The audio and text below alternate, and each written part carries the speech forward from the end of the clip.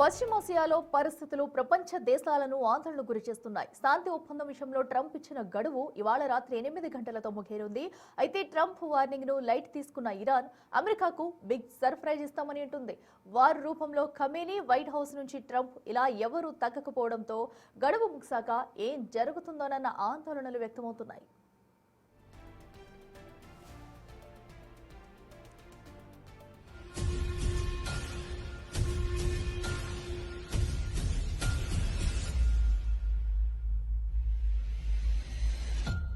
Hormuz జలసంధిని తెరిచేందుకు శాంతి ఒప్పందం కుదుర్చుకునేందుకు ఇచ్చిన గడువు ముగిసిన తర్వాత దాడులు మరింత తీవ్రం చేస్తామని అమెరికా ఇప్పటికే హెచ్చరించింది.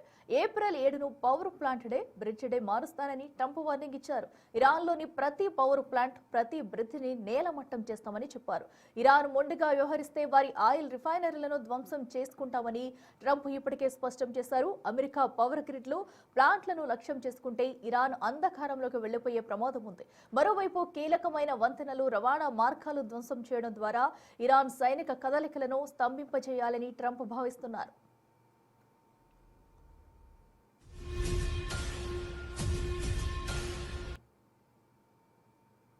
మరోవైపు ఇరాన్ కూడా వెనక్కి తగ్గడం లేదు. తొలిసారిగా వార్ రూములకు ప్రవేశించిన ముస్తఫా ఖమేనీ ట్రంప్ హెచ్చరికలను లైట్ తీసుకున్నారు. గడువు ముగిసేలోపే అమెరికాకు బిగ్ సర్ప్రైజ్ ఇస్తామని ఇరాన్ అంటుంది. ఇజ్రాయెల్పై ఇప్పటికే 49వ విడత క్షిపణి దాడులను ప్రారంభించిన Iran revolutionary guards Tel Aviv చుట్టుపక్కల నగరాలపై బాలిస్టిక్ క్షిపణుల వర్షం కురిపిస్తుంది. తన శత్రువులకు హర్ముజ్ జలసంధి ఎప్పటికీ మూసే ఉంటుందని ఇరాన్ స్పష్టం చేసింది. ఒకవేళ అమెరికా పవర్ ప్లాంట్లు, బ్రిడ్జిలను లక్ష్యంగా చేసుకుంటే ఇరాన్ తన ఉనికిని కాపాడుకోవడానికి అణ్వాయుధ పరీక్ష చేసే అవకాశం ఉందని నిపుణులు హెచ్చరిస్తున్నారు.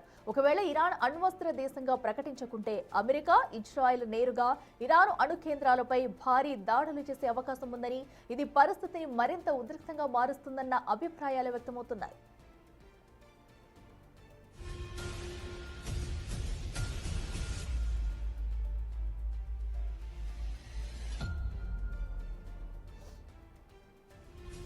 ఇవాళ రాత్రి 8 గంటల్లోపే ఒమాన్ లేదా పాకిస్తాన్ మధ్యవర్తిత్వంతో ఏదైనా ఒప్పందం కుదిరితే తప్ప పశ్చిమాసియాలో పరిస్థితులు సద్దుమణిగే పరిస్థితి కనిపించడం లేదు.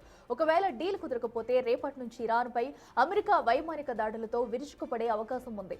ట్రంప్ నిజంగా ఇరాన్ విద్యుత్ కేంద్రాలను లక్ష్యంగా చేసుకుంటే అది 3వ ప్రపంచ యుద్ధానికి దారితీసినా ఆశ్చర్యపోనక్కర్లేదని ప్రపంచ దేశాలు ఆందోళన వ్యక్తం చేస్తున్నాయి.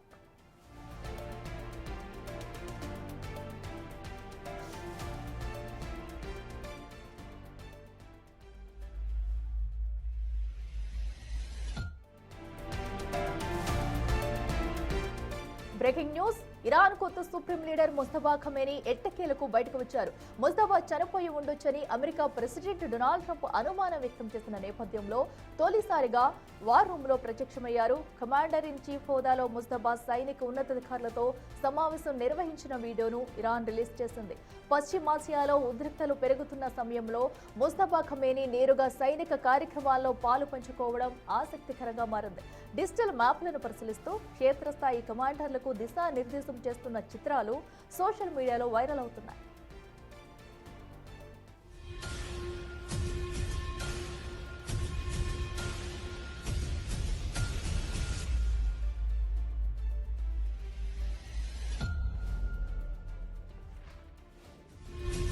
ఇరాన్ రెవల్యూషనరీ గార్డ్స్ ఆర్మీ కమాండర్లతో కలిసి ముస్తఫా మిస్సైల్ వ్యవస్థలు, డ్రోన్ సాంకేతికత, సరిహద్దు భద్రతపై సుదీర్ఘంగా చర్చించినట్లు తెలుస్తుంది.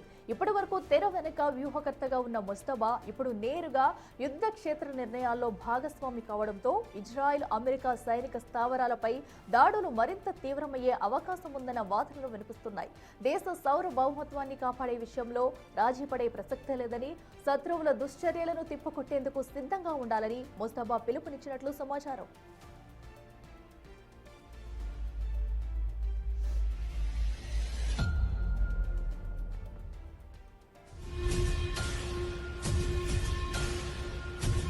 తన తండ్రి అయతుల్లా అలీ ఖమేనీ కంటే ముస్తఫా మరింత కఠిన వైఖరిని అవలంబిస్తారన్న పేరుంది.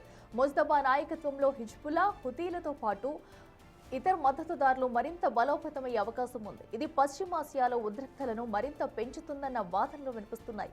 అమెరికా ఇజ్రాయెల్తో ఎట్టి పరిస్థితుల్లోనూ రాజీ పడకూడదని ముస్తఫా నిర్ణయించుకున్నట్లు తెలుస్తుంది. ఇక ముస్తఫా ఇరాన్ పగ్గాలు చేపట్టడంతో దేశ భద్రత కోసం అణ్వాయుధ తయారీ దిశగా అడుగులు వేసే అవకాశం ఉందన్న అభిప్రాయాలు వ్యక్తమవుతున్నాయి.